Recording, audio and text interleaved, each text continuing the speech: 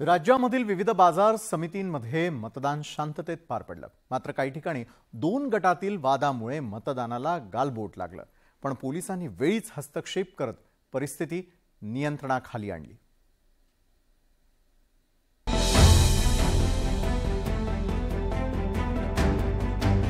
राज्यभरात बाजार समितीच्या निवडणुकीची रणधुमाळी पाहायला मिळाली।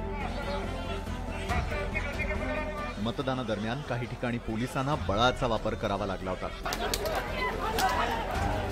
धुळ्यात कृषी उत्पन्न बाजार समिती निवडणुकीच्या मतदानादरम्यान पोलिसांनी लाठी चार्ज केला। धुळे शहरातील महाराणा प्रताप शाळेतील मतदान केंद्राबाहेर घटना घडली। निवडणुकीतील दोन्ही गट समोरासमोर आल्यानं पोलिसांनी बळाचा वापर केला। पोलिसांनी सौम्य लाठीचार्ज केल्यानंतर परिस्थिती नियंत्रणात आली। जळगावच्या चाळीसगाव कृषी उत्पन्न बाजार समितीच्या निवडणुकीत दोन गटात तुफान राडा झाला। जमावाला पांगवण्यासाठी पोलीस प्रशासनानं कारवाईचं अस्त्र उगारलं। महाविकास आघाडी विरुद्ध भाजप शिवसेना अशी लढत इथे होतीये। या दोन्ही बाजूच्या उमेदवारांमध्ये वाद झाल्याचं पाहायला मिळालं।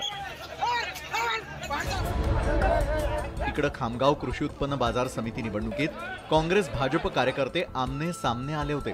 कृषी उत्पन्न बाजार समितीच्या निवडणूक केंद्राबाहेर भाजप काँग्रेस कार्यकर्त्यांचा राडा झाला। यावेळी दोन्ही पक्षांच्या कार्यकर्त्यांना पांगवण्यासाठी पोलिसांना लाठीचार्ज करावा लागला। अहमदनगर कृषी उत्पन्न बाजार समिती निवडणुकीत भाजप विरुद्ध महाविकास आघाडी अशी लढत होतीये। शुक्रवारी मतदानावेळी हे दोन्ही कार्यकर्ते आमने सामने आल्याचंही पाहायला मिळालं।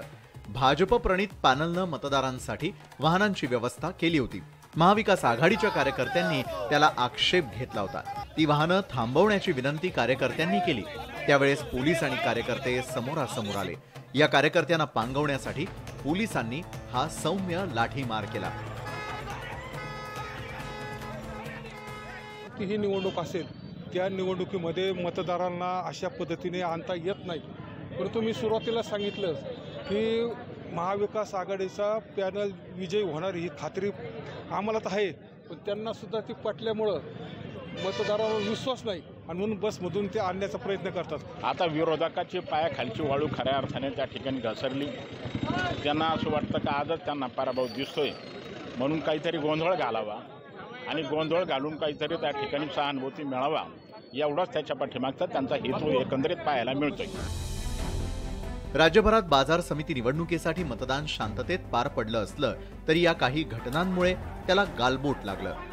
Bureau report, news 18 Lokmat.